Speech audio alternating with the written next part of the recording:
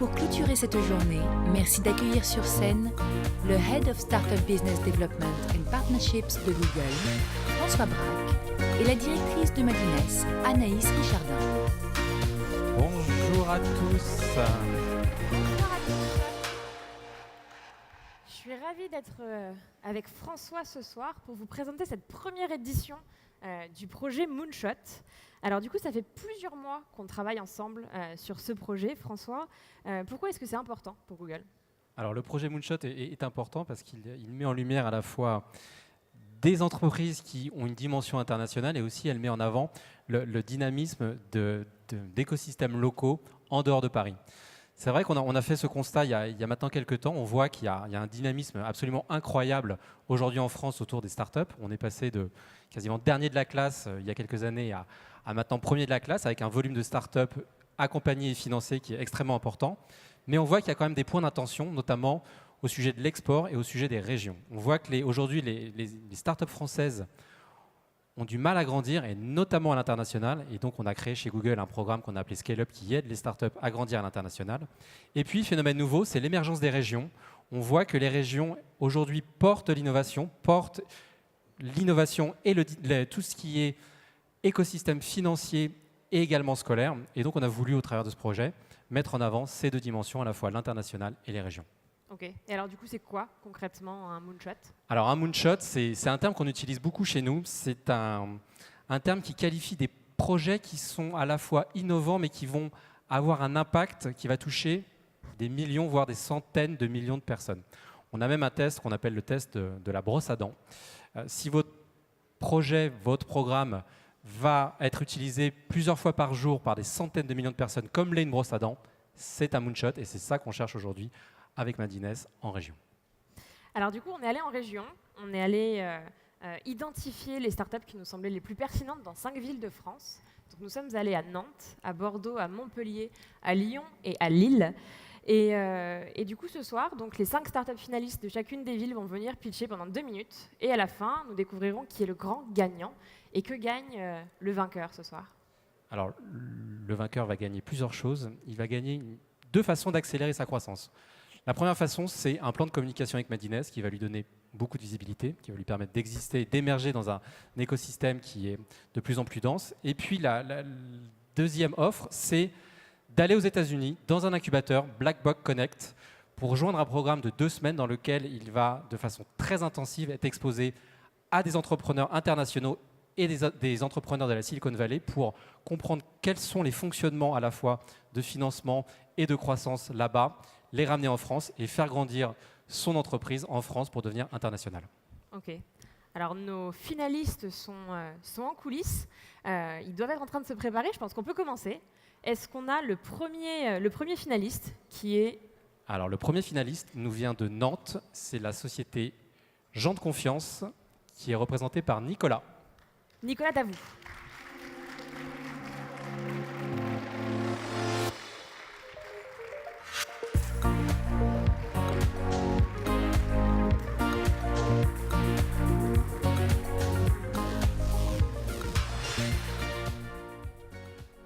Bonjour à tous, je m'appelle Nicolas Davoust et je suis le CEO et co-créateur du site gentdeconfiance.fr.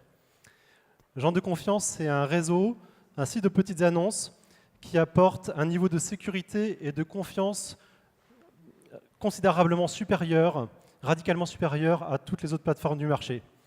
Alors, notre recette secrète, elle tient en une règle simple, c'est que tout nouvel inscrit doit trouver au moins 3 parrains, 3 amis, qu'il peut trouver grâce à son carnet d'adresses, à son compte Facebook, qui peuvent le recommander dans le réseau. La suite, en fait, j'ai décidé de vous la chanter. Alors attention aux oreilles. C'est une histoire qui a pour lieu la France entière, mais pas que. Au commencement, un état des lieux. La sécurité, on pouvait faire mieux. Nous invitâmes proches et familles qui eux-mêmes parrainèrent des amis. En 3 ans, le réseau s'est construit et nous voilà aujourd'hui 300 000. Il est venu le temps de la confiance et récompenser les hommes de bonne volonté, gardes d'enfants et maisons de vacances, quand deux inconnus peuvent un instant devenir frères. Plus d'arnaques et plus de soucis séduisent les nouveaux inscrits, quand 3 par 1 ils auront trouvé. La confiance, faut bien la mériter. L'attraction, elle n'a pas manqué. De gros hackings, nous avons usé. Scalabilité, on a bien codé. 1000 annonces chaque jour, elles sont déposées. Mes chers amis, merci pour votre bienveillance. La lune en visée, notre avenir nous semble clair. Le monde a besoin de votre confiance. L'attente est prouvée. Voyons ensemble ce qu'on peut faire. À très vite sur joindeconfiance.fr donc. Alors, merci pour ce bon moment. En revanche, il faisait beau. Je crois qu'on ne te remercie pas pour le temps de demain. Tu peux venir te mettre avec nous. Et donc, on accueille le start-upper suivant. Non, c'est moi. D'accord, ok, très bien. Et on accueille Fabien Guimau de Poietis, donc pour la start-up bordelaise.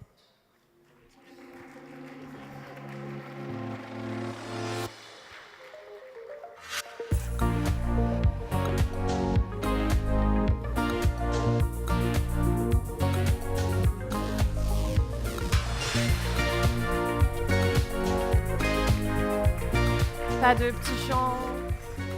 Non. Et s'il devenait possible d'imprimer ou de fabriquer des tissus biologiques, des organes, comme on fabrique des objets en 3D? Est-ce que grâce à cette technologie, on pourrait par exemple réduire le nombre de patients en attente de greffe? Est-ce que grâce à une telle technologie, on pourrait aussi réduire les coûts associés au développement d'un nouveau médicament? Plus d'1 milliard et 10 ans d'années de développement. Est-ce que grâce à cette technologie, on pourrait aussi réduire le nombre d'animaux sacrifiés chaque année dans un contexte d'expérimentation scientifique? Près de 12 millions en Europe. On a créé Poietis il y a 3 ans dans cet objectif de développer donc cette nouvelle technologie. Technologie qui a un nom, on l'appelle la bio-impression, l'impression 3D de tissus biologiques. Depuis 3 ans, on a réussi à mettre en place un certain nombre de partenariats avec ce qu'on appelle des grands comptes. BASF pour fabriquer de la peau, avec laquelle ils testent leurs ingrédients cosmétiques, et la société L'Oréal, avec laquelle on développe un follicule pileux, qui est le micro-organe qui donne naissance aux cheveux. Plus récemment, on a aussi été capable de lancer la commercialisation du premier modèle de peau, le premier tissu réalisé par bioimpression. Alors pour nous, maintenant, la prochaine étape, c'est quoi? C'est aller plus loin, rendre compatible la technologie avec les exigences de la production d'un médicament, les exigences pharmaceutiques, pour être en mesure, à un horizon de 3 à 5 ans, de pouvoir implanter le premier tissu bio-imprimé chez un patient. Merci Fabien. Merci Fabien. Reste avec nous. Et je vous demande d'accueillir maintenant Coding Gain, qui nous vient de Montpellier et représenté par Aude. Aude. Aude Barral.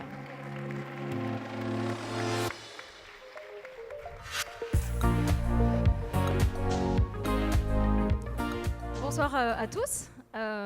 Et aussi, d'abord, merci à Madines et à Google de nous avoir nominés pour la ville de Montpellier. Moi, je suis ravie d'être en finale ce soir pour représenter Coding Game.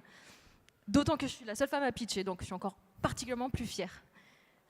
Alors, je pense que personne dans cette salle n'ignore qu'aujourd'hui, les entreprises ont d'énormes difficultés à recruter des développeurs.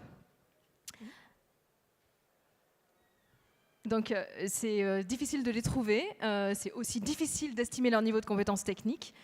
Et donc, notre job, chez Coding Game, c'est d'aider les entreprises à repérer les bons développeurs et donc à s'assurer de leur niveau de compétences techniques.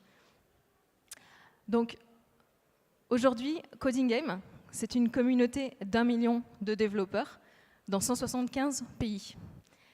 Donc notre plateforme permet aux développeurs d'acquérir de nouvelles compétences en programmation gratuitement, de se former sur les technologies, mais surtout de manière ludique. Donc on a choisi le jeu, qui est probablement l'une des façons les plus addictives et les plus efficaces d'apprendre. Donc on propose des jeux vidéo de programmation, à l'intérieur desquels le code remplace les manettes, et de l'activité de jeu d'un développeur, on est capable d'extraire des indicateurs de performance technique. Alors on travaille aujourd'hui avec des entreprises comme Nintendo, Blablacar, le Nasdaq, pour les aider à identifier et à recruter des développeurs de talent. Donc au final, on aide les entreprises à faire évoluer leurs relations avec les développeurs, et on aide les développeurs à mettre en valeur leurs compétences techniques, quel que soit leur CV ou leur parcours académique. Voilà, merci beaucoup. Merci Aude. Merci. Et donc on accueille l'avant-dernière start-up de cette sélection, donc avec la ville de Lyon et Romain Fournier pour Park Match.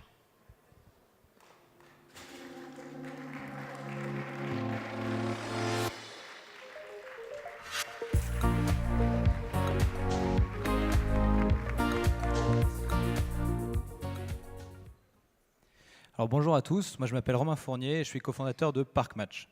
Ce soir, je vais vous parler de mobilité et plus précisément de smart parking. Alors aujourd'hui, on sait comment on peut se déplacer en voiture d'un point A à un point B, on sait combien de temps on va mettre pour aller de ce point A à ce point B. Mais la grosse inconnue, c'est le temps qu'on va mettre pour se garer et pour trouver une place quand on arrive à destination. La recherche de place en centre-ville, aujourd'hui, c'est souvent synonyme de stress, c'est du temps perdu, c'est des gaspillages de CO2, alors qu'en parallèle, des espaces de stationnement disponibles, finalement, il y en a partout. Et il y en a partout au niveau du foncier privé, notamment de particuliers, qui, au final, est disponible une partie du temps ou 24 heures sur 24 et qui pourrait être mieux optimisé. Le foncier de stationnement privé, c'est 2 fois plus que la capacité totale de stationnement qu'on peut trouver sur la voirie. C'est à peu près 1 million de places de parking privé réparties sur les 15 plus grandes villes françaises qui pourraient être optimisées. Donc dans un contexte où le stationnement est de plus en plus compliqué, où la pollution augmente énormément en centre-ville et les tarifs explosent, on le voit notamment avec la loi de dépénalisation qui est appliquée depuis janvier, Park Match apporte une solution alternative au stationnement avec un modèle en rupture avec ce qui se fait aujourd'hui en termes de smart parking. Donc notre objectif, c'est décongestionner finalement le centre-ville du trafic automobile, qui est dû en partie à cette recherche de place, en optimisant des espaces de stationnement privés sous-exploités. Donc Park Match, c'est le premier service de location de parking sans remise de bip en main propre et sans intervention ni installation sur le système d'ouverture de garage. Donc au travers d'une technologie brevetée, on peut transférer les accès à distance à partir d'une télécommande connectée et d'une application mobile, et donc on n'a plus besoin de se rencontrer pour échanger les accès. Donc Park Match, c'est un véritable Airbnb du parking en version 2.0 qui permet des locations très court terme, à partir d'1 heure, même de particulier à particulier. Donc porté par une équipe de 6 personnes et accompagné d'un board d'entrepreneurs expérimentés et d'acteurs des nouvelles technologies, Park Match compte bien imposer sa solution comme leader du stationnement collaboratif de particulier à particulier en France puis à l'international. Merci beaucoup. Ce petit rush pour finir les temps. Merci. Et la dernière startup de notre sélection Moonshot, c'est la startup Mapwise qui nous vient de Lille et représentée par Médéric. Médéric Morel.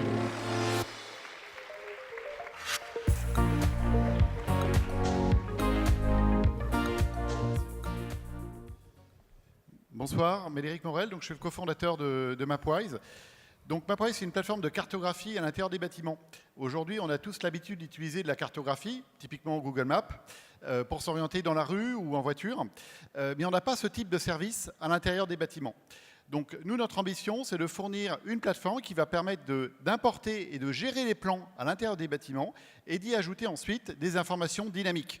Donc là, ça ne va pas être les informations de circulation, s'il y a des bouchons ou pas. Ça va vous permettre de savoir s'il y a des promos dans une boutique d'un centre commercial, par exemple, ou si une salle de réunion est libre à l'intérieur d'un bâtiment. Donc on va permettre avec Mapwise l'importation des plans des bâtiments et ensuite on va pouvoir mélanger avec ces plans des données dynamiques qui vont venir de réseaux de capteurs qui vont venir de systèmes de réservation de salles de réunion, par exemple, ou de systèmes de gestion technique de bâtiments. Et puis ensuite, avec Mapwise, on crée des univers à l'intérieur du bâtiment pour diffuser les plans. Donc ça peut être des plans pour les visiteurs, des plans pour des clients, des plans pour les collaborateurs, des plans pour la maintenance, ou encore des plans pour la sécurité. Ensuite, on va se brancher sur des systèmes de géolocalisation existants, quels qu'ils soient, que ce soit du Wi-Fi, que ce soit du beacon ou autre, pour fournir et récupérer la position des utilisateurs. Et ensuite, Mapwise est disponible sous la forme d'un composant. Donc vous pouvez l'installer dans vos propres applications mobiles. On a déjà un certain nombre de partenaires qui utilisent Mapwise dans leur application, ou utiliser l'application publique Mapwise pour ceux qui n'ont pas d'application mobile. Et ça fonctionne à la fois en web, ça fonctionne également sur des bornes et bien sûr sur des applications mobiles. Merci. Ça allait aller plus vite, non? Merci beaucoup.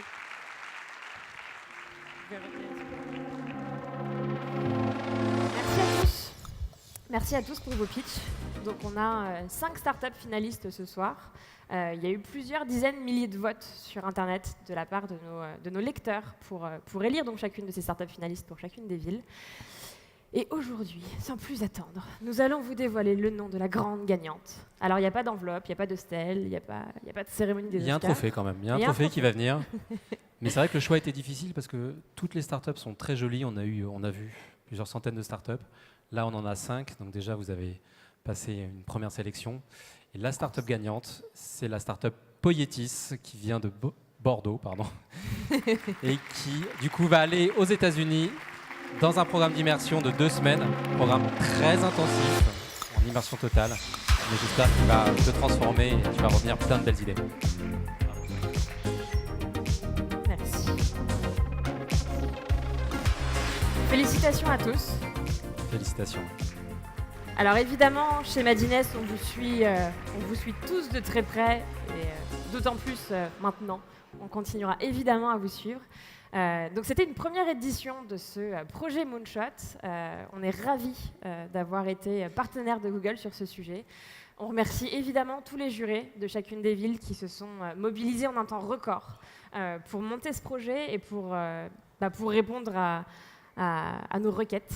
On remercie évidemment aussi chacune des villes et puis tous les lecteurs qui sont mobilisés pour sélectionner ces 5 finalistes. Et voilà, donc c'est ainsi que se finit cette première édition de Moonshot. Peut-être un petit mot de Fabien. Est-ce que... Non. Je voulais vous remercier quand même, parce que finalement, ce n'était pas prévu. Donc ça fait plaisir. J'étais assez impressionné aussi de découvrir l'activité des autres startups. Et c'est vrai qu'on avait un profil peut-être un peu exotique par rapport à mes petits collègues, parce qu'on vient de la bio, des trucs un peu... ou de la techno un peu plus lourd. Donc d'ailleurs, on ne savait même pas trop ce qu'on faisait là. Mais en tous les cas, on est très content d'être là et encore plus d'être lauréat. Et j'ai hâte de pouvoir profiter de ce programme qui s'est apparemment effectivement assez intensif aux US, donc qui, j'espère, aura un impact assez important dans le développement de Poietis dans le futur. Alors voilà. Juste peut-être rebondir sur le fait, on ne sait pas pourquoi on est là, c'est justement... Pourquoi vous êtes là? C'est une très bonne question en fait. Pourquoi vous êtes là? Parce que dans le cadre du projet Moonshot, on cherchait encore une fois des entreprises qui vraiment vont apporter une innovation, une rupture, pas forcément digitale, mais quelque chose qui va améliorer le quotidien de centaines de millions de personnes. Et on pense que l'impression bio, mais il y a d'autres sujets aussi qui portent de l'innovation, l'impression bio va changer le quotidien de 100 millions de personnes. Donc voilà pourquoi vous êtes là aujourd'hui. Et c'est vrai qu'on va en région, voilà. Du coup, pour aller voir des startups qui sont moins visibles médiatiquement. Et c'est vrai que Poietis, on entend souvent parler de vous, mais ça reste un sujet qui est quand même assez compliqué à aborder. Et du coup, voilà, donc double visibilité médiatique, donc plan de communication sur Madines et programme Blackbox. Félicitations. Merci à tous d'avoir été présents aussi nombreux aujourd'hui pour cette édition de la Madi Keynote. On vous donne rendez-vous en 2019. On n'a pas le lieu, on n'a pas les thèmes, mais ça va être fantastique. Voilà. Merci à tous.